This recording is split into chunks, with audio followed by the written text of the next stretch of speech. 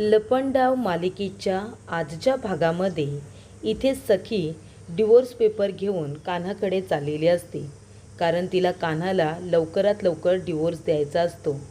तिने स्वतः सह्या केलेल्या असतात. आता डिवोर्स पेपरवरती कान्हाची सही हवी असते. तेव्हा ती जात असताना काही कपल लोक तिच्या नजरेस पडतात. तेव्हा इथे एकदा कान्हाची गाडीसुद्धा अशीच बंद पडलेली असते. तेव्हा इथे सखी त्या गाडीला किक मारत असते आणि तो प्रसंग तिच्या डोळ्यासमोर पुन्हा एकदा उभा राहतो. इथे आता एक मुलगी अशीच सखीसारखी गाडीला किक मारत असते आणि तेव्हा इथे सखीला वाटतं की ती मीच आहे आणि माझ्यासमोर उभा आहे तो कान्हा आहे आणि ती आता त्या आठवणींमध्ये रमून गेलेली असते. सखी कान्हाकडे कौतुकाने बघत असते. तेव्हा जेव्हा सखी किक मारते तेव्हा कान्हाला झालेला आनंद ती आता शब्दात मांडू शकत नसते. कान्हा तिच्याकडे बघतो आणि तिला सांगत असतो की अरे वा, किती छान पद्धतीने तू गाडी सुरू केलेली आहेस. तो प्रसंग बघितल्यानंतर ती पुढे चाललेली असते. तेव्हा तिथे आता काही चायनीज फूड असतात. कान्हा आणि सखीने एकत्र बसून किती वेळा तरी असे चायनीज फूड हे खाल्लेले आहेत, ते सुद्धा आवडीने. त्याच्यामध्ये आता सूपमध्ये चायनीज शेव वगैरे टाकून इथे आता दोघेजण एकत्र बसून ते चायनीज फूड आता एन्जॉय करत असतात. त्यानंतर पुढे गेल्यानंतर सखीला आठवतं कान्हा आणि सखी दोघेजण इथे आता चहा पित असतात आणि ती चहा पित असतानाचा दोघांच्या चेहऱ्यावरील आनंदसुद्धा सखीला आठवत असतो. तेव्हा सखी म्हणत असते की नाही, या आठवणी मला आठवायच्या नाही आहेत, कारण हे सगळं खरं नाही आहे, हे सगळं खोटं आहे, हे सगळं खोटं आहे आणि हे सगळं मला विसरून जायचं आहे. जसं इथे कान्हाने मला फसवलं, तो खोटं बोलला, तशा ह्या निर्माण झालेल्या आठवणीसुद्धा खोट्या आहेत आणि आता म्हणूनच हे खोटं नातं मला संपवायचं आहे, कायमस्वरूपी संपवायचं आहे मला कान्हाला डिवोर्स देऊन. त्यानंतर सखी आता एका ठिकाणी पोचलेली असते, ज्या ठिकाणी कान्हासुद्धा आलेला असतो आणि तो सखीकडे बघत असतो. तेव्हा सखी म्हणत असते की आता हा सुद्धा समोर उभा आहे, हा खरा आहे की खोटा. तिला असं वाटतं आतापर्यंत जसं मी फक्त स्वप्न बघितलं की माझ्यासमोर कान्हासुद्धा आहे, तसंच हे काहीच नाही ना. आणि ती परत पाठ फिरवून त्याच्याकडे जात असते. तेव्हा कान्हा म्हणतो, एक मिनिट, एक्सक्यूज मी, काय चाललं आहे? तुम्हीच मला इथे बोलावलं आणि तुम्हीच लगेच पाठ फिरवून चाललासुद्धा. तेव्हा तिला कळतं की कान्हा इथे खरोखर उभा आहे. कान्हा एका कॅफेच्या ठिकाणी खरोखर आलेला असतो सखीला भेटायला, कारण तिनेच त्याला बोलावलेलं असतं. तेव्हा कान्हा म्हणतो, काय काय देणार होतात तुम्ही मला? काहीतरी सरप्राईज होतं ना माझ्यासाठी, मग माझ्यासाठी काय आणलं तुम्ही? तेव्हा सखी आता डिवोर्स पेपर कान्हाच्या हातामध्ये देते आणि म्हणत असते की हेच आणले मी तुझ्यासाठी, जे आत्तापर्यंत तुला हवं होतं. जसं हे नातं खोटं आहे तसं आपले हे नावसुद्धा खोटं आहे नसताना. मग मला असं वाटतं की आपण आता हे खोटं नातं आपलं संपवलं पाहिजे. हे डिवोर्स पेपर आहेत कान्हा, मी तुला माझ्या आयुष्यातून कायमचं आता काढून टाकते. हे डिवोर्स पेपर साईन कर, जे तुला हवं होतं तेच मी तुला देते. तेव्हा इथे तू माझ्या आयुष्यामध्ये आलास, फक्त माझ्या प्रॉपर्टीसाठी आलास ना मला फसवायला. मग आता हे खोटं नातं असंच टिकून ठेवण्यामध्ये मला अजिबात इंटरेस्ट नाही, घे आणि सही कर.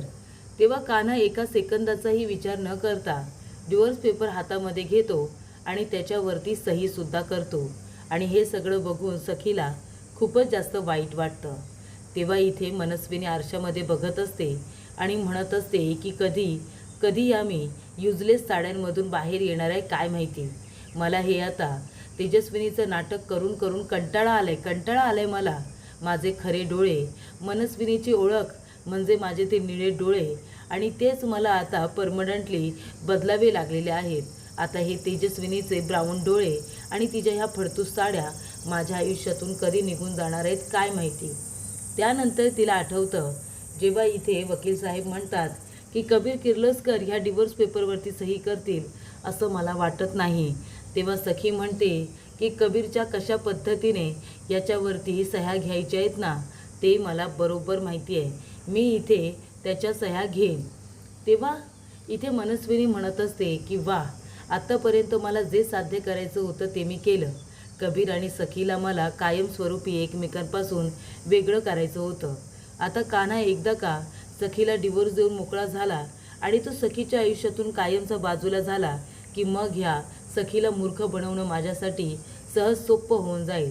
आणि एकदा का तिला मूर्ख बनवलं की पुन्हा एकदा या संपत्तीवरती, या प्रॉपर्टीवरती फक्त मनस्विनीचा अधिकार येईल. आणि मग या लोकांनी ज्या ज्या पद्धतीने मला त्रास दिलाय ना, त्या पद्धतीने इथे आता सगळ्यांकडून मी माझ्या अपमानाचा बदला घेणार आहे. तेव्हा इथे आता तिला आठवत असतं मनस्विनीला कशा पद्धतीने सखीने तिचं थोबाड फोडलं होतं, कशा पद्धतीने अश्विनीने तिच्या थोबाडी दिलं होतं आणि तिला सांगितलेलं असतं की तू माझं बाळ माझ्यापासून कायमचं दूर केलंस. तेव्हा इथे पुरुषोत्तम म्हणत असतो की मला तू म्हणत असतेस ना की तुझी काय लायकी आहे, तुझी काय लायकी आहे, मला काहीच करता येत नाही. आता तू मला सांग, तुझी काय लायकी आहे गं? तू इथे काय करतेस? तुझी काय लायकी आहे आमच्या घरामध्ये? सांग ना तू मला. तेव्हा प्रेक्षकांनो, इथे आता अशा पद्धतीने तिला आता सगळ्यांनी तिच्या थोबाडीत दिलेली असते, तिचा अपमान केलेला असतो ना, तेव्हा तिला वाटत असतं की मी माझ्या अपमानाचा बदला तुमच्या सगळ्यांकडून कधी घेते ना, ते मला बघायचं आहे. आता लवकरच एकदा का सखीला डिवोर्स दिला ही सगळी प्रॉपर्टी माझी होईल आणि मग मी पुन्हा एकदा तुमच्या सगळ्यांकडून माझ्या अपमानाचा बदला घेईन. त्यानंतर इथे सखी हिला वाईट वाटलेलं असतं, कारण कान्हाने तिला ना कुठला प्रश्न विचारलेला असतो, ना कुठल्याही पद्धतीचा ड्रामा केलेला असतो जो सखीला अपेक्षित असतो. तेव्हा तो इथे डिवोर्स पेपरवरती सही करतो आणि म्हणतो, घ्या डिवोर्स पेपरवरती तुम्हाला सही हवी होती ना, सही केली. तेव्हा सखी म्हणते, बघितलंस का ना, तू इथे डिवोर्स पेपरवरती सहजासहजी सही करणार नाही असं वाटलं होतं मला. तू सही देणार नाही, मग मी रडेन आणि मग तुला वाईट वाटेल, मग तू डिवोर्स पेपर साईन करशील असं वाटलं मला. पण तू तर इथे प्रेमाच्या मोठमोठ्या बाता करतोस ना, मग काय होतं ते? डिवोर्स पेपरवरती तुला लगेच सह्या करायच्याच होत्या, मग ती नाटके कशासाठी केली होतीस? ते आईस्क्रीम, त्याच्यावरचं ते सॉरी, ते सगळं कशासाठी होतं का ना? सांग ना, का केलीस ती नाटकी तू? तुलासुद्धा मला डिवोर्स द्यायचाच होता ना, मग प्रेमाची नाटक कशाला केलीस तू? तेव्हा इथे काना म्हणत असतो, सखी मॅडम एकदा माझं ऐकून तरी घ्याल. तेव्हा इथे सखी म्हणते, नाही हा काना, अजिबात नाही, मी तुझं आता काही ऐकून घेणार नाही आहे. मला तुझ्या कुठलंही एक्सप्लेनेशन नको आहे, तुझं एक्सप्लेनेशन मला ऐकायचं सुद्धा नाही आहे. तेव्हा ती म्हणत असते, बरं झालं तू डिवोर्स पेपरवरती लगेच सह्या केल्यास, तुझा खरा चेहरा माझ्या नजरेसमोर तरी आला. तुला हे हवं होतंच ना, म्हणून तर ती तू नाटके केलीस. तू डिवोर्स पेपर मला दिले नाहीस, पण मी कधी देते ही सिच्युएशन मात्र तू निर्माण केलीस. म्हणून तर इथे एकही प्रश्न न विचारता, कुठलंही नाटक न करता लगेच डिवोर्स पेपरवरती सही करून मोकळा झालास ना. तेव्हा इथे सखी म्हणत असते, आणि काय कबीर किर्लोस्कर नाव काय ठेवलंस तू स्वतःचं? कान्हा. मला फसवण्यासाठी तुला हेच नाव भेटलं का, देवाचं नाव? अरे कान्हाने ज्या खोड्या वगैरे केल्या ना, त्या इथे लोकांच्या कल्याणासाठी केल्या रे, लोकांना फसवण्यासाठी नाही. तो कान्हा नावाचा वापर फक्त आणि फक्त आम्हाला फसवण्यासाठी केलास. आणि जे तू केलंस ना कान्हा, ते अजिबात योग्य नाही आहे, कळलं तुला? तेव्हा इथे बरं झालं तू सही केलीस, मला तेच हवं होतं. आणि ते आता डिवोर्स पेपर घेऊन जाणार. तेवढ्यातच इथे कबीर आता गाडी इथे आता चालू करत असतो आणि तिचा तो आवाज ऐकून सखी परत मागे येते आणि म्हणते, काय चाललंय तुझं कान्हा? इथे मला त्रास देतोस तर देतोस, इथे असलेल्या सगळ्या माणसांना त्रास देतोस का? तेव्हा इथे कान्हा म्हणत असतो, नाही कसं आहे ना, तुम्ही आता जे काही बोललात की मी कसा केअरलेस आहे, माझ्यामध्ये कशा भावना नाही आहेत, मी कसं तुम्हाला फसवलं, म्हणजे तुम्ही अगदी मला तेव्हाचा कंस मामाच करून टाकलं नाही का, मी त्यांच्याच वंशाचा आहे असं तुम्ही मला सांगितलं. पण जरा ती फाईल उघडा ना, ते पेपर जरा तुम्ही उघडून बघा, त्याच्यावरती केलेली सही जरा नीट वाचा. तेव्हा सखी आता ती फाईल उघडते, त्याच्यावरती असलेली सही असते कान्हा महाडिक. तो म्हणतो, कान्हा महाडिक म्हणून मी नातं तुमच्याबरोबर असलेलं संपवलं आहे. ते नाव तर माझं खरं नाहीच आहे, कान्हा महाडिक हे तर माझं खोटं नाव आहे. माझं खरं नाव आहे कबीर किर्लोस्कर.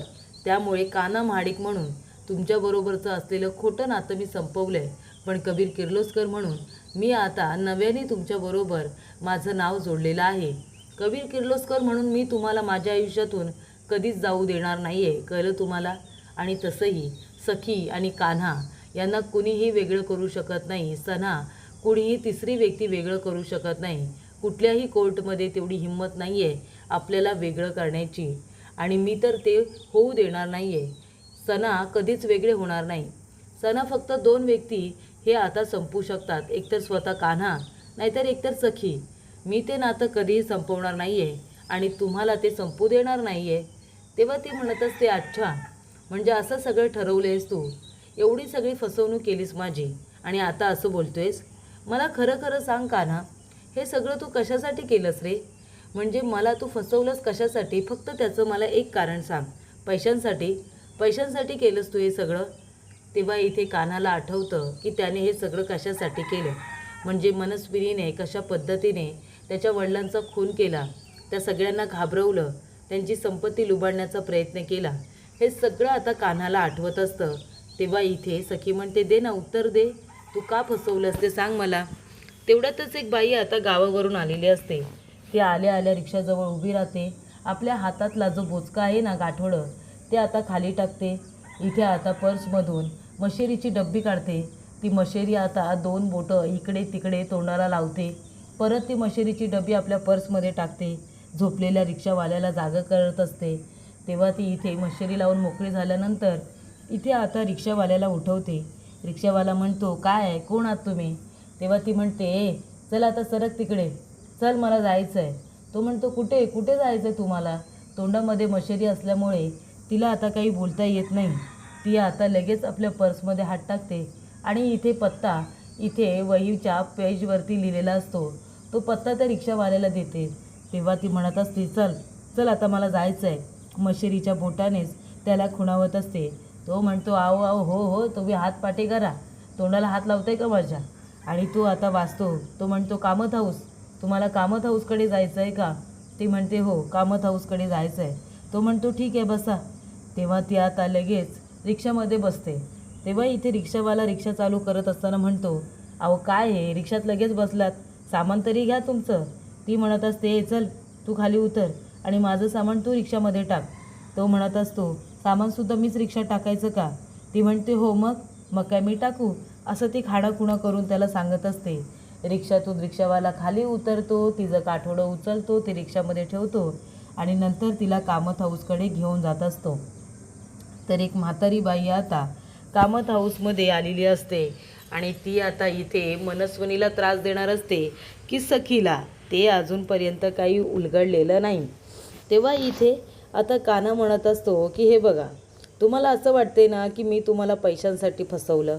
ठीक आहे, मी तुम्हाला पैशांसाठी फसवलं, घ्या, फसवलं तुम्हाला पैशांसाठी. पण मी तेव्हासुद्धा तुमच्यावरती कबीर म्हणून म्हणजे कान्हा म्हणून सुद्धा खरं प्रेम करतच होतो आणि आतासुद्धा मी कबीर म्हणून तुमच्यावरती खरंच प्रेम करतोय. पैशांसाठी जरी मी हे सगळं केलं असेल तरीसुद्धा तुमच्यावरचं प्रेम काही माझं खोटं नव्हतं आणि मला तुम्हाला कधीच त्रास द्यायचा नव्हता, फसवायचं नव्हतं आणि म्हणून मी तसंच केलं. तेव्हा इथे आता कान्हा म्हणत असतो की म्हणून मी त्याच्यावरती कान्हा म्हणून आपलं नातं संपवलं आहे, कबीर किर्लोस्कर म्हणून नाही. आणि खरं सांगू का, अगदी याच्यामध्ये काही खोटं नाही आहे. मी जेव्हा तुम्हाला पहिल्यांदाच बघितलं होतं ना, तेव्हाच मी तुमच्या प्रेमात पडलो होतो आणि तेव्हाच मी ठरवलं होतं की लग्न करेन तर याच मुलीशी, नातं टिकवेन तर याच मुलीबरोबर, संसार करेन तर याच मुलीबरोबर, असं मी आधीच ठरवलं होतं आणि ते मी केलं. मी तुमच्याबरोबर लग्न केलं आणि संसारसुद्धा आता तुमच्याबरोबरच करेन. तर पुढील भागामध्ये इथे आता सखी म्हणत असते की हे बघा, पुढील भागामध्ये म्हणत असते की जोपर्यंत कान्हा माझ्या आयुष्यातून कायमचा जात नाही तोपर्यंत या गोष्टी माझ्यासाठी सोप्या नाही आहेत, तोपर्यंत काहीच होऊ शकत नाही असं मला वाटतं. तेव्हा इथे आता कान्हा माझ्या आयुष्यातून जात नाही, त्यासाठी वेळ द्यावा लागेल, 1 महिनाभर आपल्याला थांबावं लागेल. तेव्हा इथे मनस्विनी म्हणत असते, हा कान्हा पण ना आता 1 महिनासुद्धा माझ्या डोक्याला किती त्रास आहे, माझ्या मागची साडेसाती ही जात का नाही आहे, एका पाठोपाठ एक काही ना काहीतरी प्रॉब्लेम्स येतच आहेत. तेव्हा इथे गावावरून आलेली बाई आता कामत हाऊसच्या दरवाजामध्ये येऊन उभी राहते आणि म्हणत असते की इथे केलेले आता जे काही गुन्हे आहेत ते आता नशिबाचे भोग आपल्याला भोगायला तर लागतीलच. जे काही भूतकाळामध्ये पापं केलेले आहेत, गुन्हे केलेले आहेत, ते आता वर्तमानामध्ये समोर येऊन उभे राहणारच. आणि तेव्हा इथे ती आपल्याच गाठोड्यावरती पाय देऊन आता समोर येऊन उभी राहते आणि म्हणत असते की आत्तापर्यंत जे गुन्हे केले ना, त्या गुन्ह्याची शिक्षा ही हळूवारपणे मिळणारच. आणि तेव्हा प्रेक्षकांनो, सगळ्या जणी आता दाराकडे मागे वळून वळून बघत असतात आणि तिकडे मागे वळून बघितल्यानंतर मनस्विनी त्या बाईला बघून खूपच जास्त घाबरते. जणू काही तिला आता तिने तिच्या भूतकाळामध्ये जे काही गुन्हे केलेत ना त्याची शिक्षा देण्यासाठी ती बाई आलेली आहे.